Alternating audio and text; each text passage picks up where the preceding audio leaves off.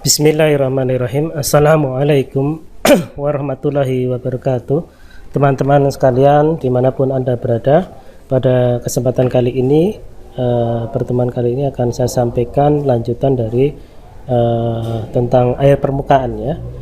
Nah, pada topik kali ini akan saya sampaikan tentang pengendalian sedimen dan erosi ya, dan tentu mekanisme dan bentuk-bentuk erosi. Bahwa teman-teman sekalian, pada materi yang telah lalu telah saya sampaikan bahwa ada siklus hidrologi, kemudian muncul menjadi air permukaan, dan proses terjadinya air permukaan itu menjadi sungai, menjadi embung, menjadi danau, menjadi waduk, dan aliran permukaan maupun aliran bawah tanah. Maka ini adalah proses yang bisa menyebabkan sedimentasi maupun erosi. Pada kesempatan kali ini nanti akan saya jelaskan tentang apa itu sedimen dan apa bedanya erosi ya, antara sedimen dan erosi. Teman-teman pasti sudah sering mendengar kalimat ini. Teman-teman sekalian, bahwa permukaan kulit bumi akan selalu mengalami proses yang namanya erosi. Di suatu tempat akan terjadi pengikisan, sementara di tempat yang lain akan terjadi penimbunan. Nah, inilah bedanya erosi dengan sedimentasi. Kalau tadi disampaikan bahwa erosi, maka ini adalah termasuk semacam pengikisan tanah. Kemudian kebalikan dari erosi adalah penimbunan. Nah, ini disebut sebagai sedimentasi. Penimbunan ini terjadi karena aliran air permukaan, maksudnya begitu. Nah, sehingga bentuknya pun akan selalu berubah.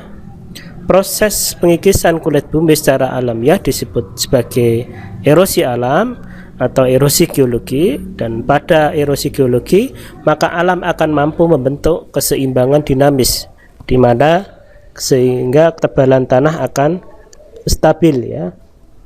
Dan salah satu yang menyebabkan laju erosi tentu adalah manusia itu sendiri atau aktivitas manusia ya. Kemudian nilai batas erosi yang dapat diterima adalah nilai laju erosi yang tidak melebihi laju pelapukan batuan. Jadi erosi itu mengikis ya, tapi dia kecepatannya tidak melebihi laju pelapukan batuan. Jadi prosesnya kalau semakin besar maka tentu erosinya akan semakin besar ya, karena pelapukan batuan prosesnya begitu.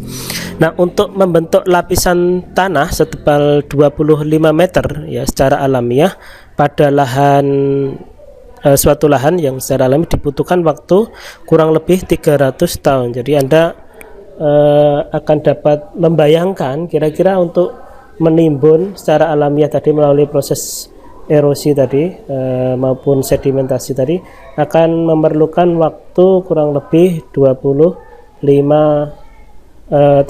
tahun dengan ketebalan 25 mm ya, atau 2,5 cm. Lama sekali secara alamiah. Nah, waktu yang diperlukan untuk membentuk lapisan tanah setebal 25 cm dengan campur tangan manusia ya, dengan proses tadi yang tidak alamiah, artinya mungkin terjadi penggundulan hutan, penggunaan lahan di lereng gunung dan sebagainya, maka dia tidak terlalu lambat tetapi sangat cepat. Kalau dibandingkan tadi 300 tahun maka hanya dibutuhkan waktu 30 tahun saja. Kalau tadi 300 tahun, nah ini dibutuhkan waktu 30 tahun ya. Ini adalah batas maksimum laju erosi yang dapat diterima untuk berbagai macam kondisi tanah ya. Pada kondisi tanah skala makro misalkan di das, maka laju erosinya adalah 0,2 kg meter persegi per tahun. Ini menurut Morgan ya. Nah, sekarang menurut Wissenmeer dan Smith itu tanah berlempung, tebal dan subur ya, ini kecepatan laju erosinya 0,6 sampai 1,1 kg per meter persegi per tahun. Dan seterusnya menurut Hudson Smith dan Hudson, kemudian ada Arnoldus dan Morgan ya. Nanti Anda bisa dibaca sendiri di topik yang saya share nanti.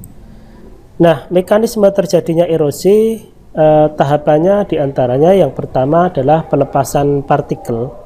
Pelepasan partikel tunggal dari massa tanah, kemudian pengangkutan media yang erosif seperti oleh aliran air, terutama angin pun bisa ya, dan proses pengendapan. Nah, bentuk erosi sendiri ada berbagai macam. Yang pertama adalah percikan atau splash erosion. Yang kedua, aliran permukaan atau overhead flow erosion. Kemudian erosi alur, rill erosion, erosi parit atau selokan ya, gully erosion, kemudian erosi tebing, stream bank erosion, kemudian erosi internal surface erosion, kemudian ada tanah longsor atau landslide erosion ya. Nah, erosi percikan atau splash erosion, kira-kira percikannya adalah terlepasnya dari terlemparnya partikel butiran tanah dari massa suatu tanah terhadap tanah yang lain akibat pukulan butiran air hujan secara langsung ya. Tahapan ini biasa dimulai dengan penggemburan ya, karena percikan itu membuat tanah menjadi gembur ya, sehingga menyebabkan kohesinya menurun, terlepas ikatannya ya, akibatnya laju erosi meningkat, terjadilah pemadatan permukaan akibat pukulan tersebut ya. Kemudian terjadinya turbulensi air permukaan yang mampu mengangkut sebagian lapisan kerak pada permukaan tanah. Nah, kira-kira seperti ini ya. Jadi karena hantaman air, kemudian partikelnya kohesinya pecah ya, sehingga menyebabkan partikel butirnya terpisah dan terjadilah erosi ya. Partikel-partikel butiran ini terhanyut oleh air. Erosi percikan maksimum akan terjadi segera setelah tanah menjadi basah dan akan menurun sebagai akibat makin meningkatnya ketebalan air di permukaan tanah.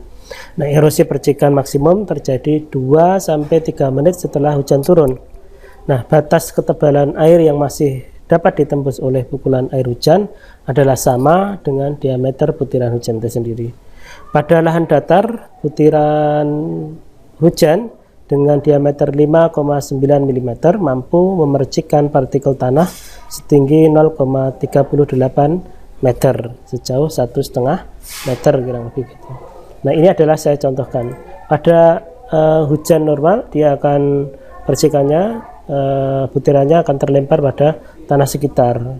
Pada tanah miring maka dia akan terjadi semacam perubahan juga pada bidang-bidang kemiringan di bagian bawah, lebih jauh terlempar partikelnya dibandingkan di kemiringan di atas ya.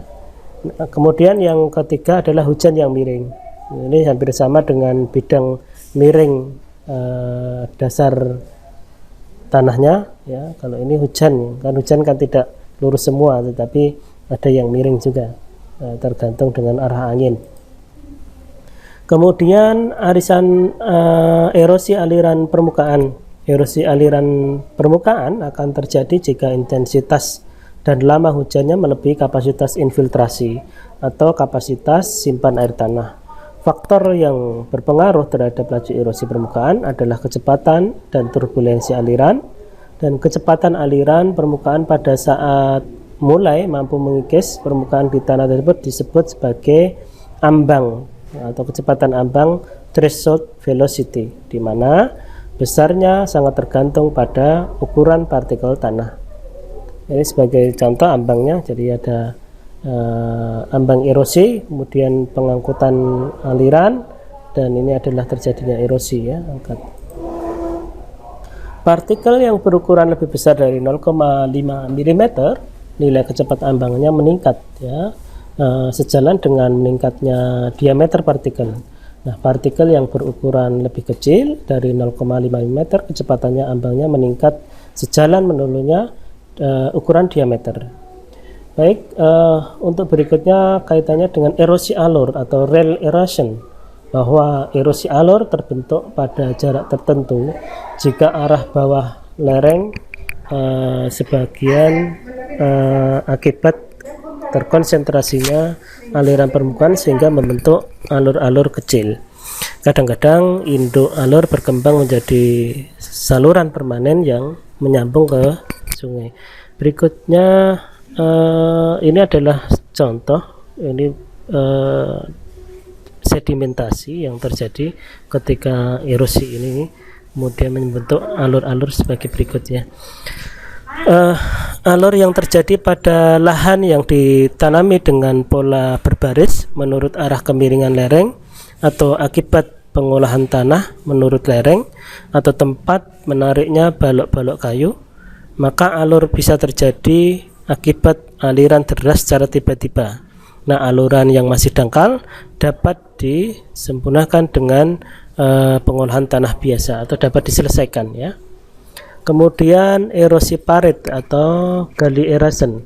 Nah, proses terjadinya erosi parit sama dengan erosi alur, sehingga erosi parit dianggap sebagai perkembangan lanjut daripada erosi alur.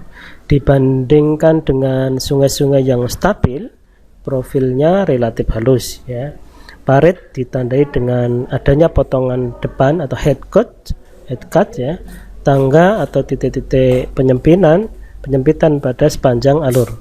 Nah, parit memiliki kedalaman yang relatif besar dan lebar dan sempit, mengangkut beban sedimen yang tinggi yang sangat tidak teratur. Parit sendiri hampir selalu berkaitan erat dengan kecepatan erosi atau penampakan muka tanah atau landscape. Kira-kira seperti ini erosi parit, ya, gully erosion, membentuk seperti parit sungai, ya. Proses pembentukannya depresi pada lereng akibat bagian lahan yang gundul, kemudian aliran permukaan terkonsentrasi pada bagian depresi, erosi terkonsentrasi pada kepala depresi, kemudian partikel tanah mulai tererosi pada penggerusan di bagian dasar. Nah, kedalaman depresi bertambah dan dinding headwall-nya mulai runtuh akibat dinding makin tergeser ke hulu. Ini kalau ada beberapa saya contohkan nanti. Jika tanahnya gundul atau tanamannya renggang, maka aliran airnya memiliki kecepatan seperti ini, ya. Tanahnya gundul, tidak ada penghalang, ya, tidak ada penghalang. Tetapi pada lereng yang membentuk depresi, maka dia relatif ada penghalang di situ. Kemudian kalau membentuk headwall, maka dia relatif lebih lambat dibandingkan pembentukan depresi. Sedangkan scarcing atau dasar cut, maka aliran air itu akan menggerus dan berputar pada suatu lokasi, ya. Begitu juga kalau terlalu seperti ini, maka akan terlalu cutnya terlalu besar, semakin seperti dasar sungai, ya. Kalau terjadi aliran, maka akan membentuk rongga di dalam. Nah, pada awal terbentuknya parit memiliki kedalaman 25 cm dengan lebar 40 cm. Namun, parit yang sudah matang memiliki kedalaman hingga 30 meter. Erosi tebing atau sungai stream bank erosion. Nah, erosi tebing sungai adalah semacam erosi yang terjadi akibat pengikisan tebing oleh air yang sangat deras, ya. Biasanya pada tikungan-tikungan sungai ini. Erosi tebing akan lebih hebat jika tumbuhan penutup tebing telah rusak, ya, atau pengolahan lahan di dekat tebing. Kira-kira seperti ini, ya. Ini biasanya karena aliran, ya, deras. Erosi internal atau internal surface erosion. Erosi internal adalah proses terangkutnya partikel tanah ke dalam bawah tanah, masuk ke celah-celah atau pori-pori akibat adanya aliran bawah permukaan. Nah, kemudian akibat erosi tanah inilah yang menjadi kedap air dan udara sehingga menurunkan kapasitas infiltrasi atau meningkatnya aliran permukaan atau erosi. Erosi bawah permukaan hanya menghasilkan 1% dari material yang tererosi dari lereng bukit. Nah, pengaruh ini tidak langsung lebih besar, ya. Meningkatnya erosi permukaan akibat meningkatnya aliran permukaan dan membentuk selokan-selokan kecil akibat runtuhnya terowongan-terowongan erosi. Nah, kurang lebih seperti ini, ya. Kemudian longsoran atau landslide, di bab yang lalu saya sedikit tentang landslide ya kalau nggak salah. Tanah longsor merupakan bentuk erosi di mana pengangkutan gerakan massa tanah terhadap suatu saat pada volume yang relatif besar. Nah, longsor sendiri akibat meluncurnya suatu volume tanah di atas suatu lapisan agak kedap air dan jenuh air ya. Ini beberapa longsoran ya. Ada pengaruh erosi, iklim tentunya, geologi, faktor pendukung yang paling besar sebetulnya adalah kegiatan manusia itu sendiri. Ada erosi rendah ya, termasuk erosivitas ya, tinggi, relief, lurus sedeng dan sebagainya. Nah, kemudian erosi rendah akibat kepadatan penduduk yang tinggi ya, tanaman penutup lebat atau tinggi ya, rendah dan seterusnya. Iklim, faktor iklim ini sangat mempengaruhi di mana energi hujan atau energi potensialnya adalah energi kinetik E sama dengan MGH ditambah setengah MV kuadrat ya. Pada erosi tanah, energi potensial dikonversikan menjadi energi kinetik hingga kekuatan erosi hujan hanya dinyatakan dalam energi kinetik saja. Nah, tanah sendiri terdiri dari partikel mineral dan organik dengan berbagai ukuran yang memiliki pori kurang lebih dari 50% dan sebagian terisi air dan sebagian lagi terisi udara. Sifat fisik tanah yang berpengaruh terhadap erosi, teksturnya, strukturnya, infiltrasi, dan kandungan-kandungan bahan organik. Ya, teksturnya, diameternya lebih kecil dari 2 mm tentunya ya. Ini nanti di mekanika tanahnya nanti akan kita sampaikan ya. Baik teman-teman sekalian, barangkali ini yang bisa saya sampaikan sebagai pengantar mata kuliah kita.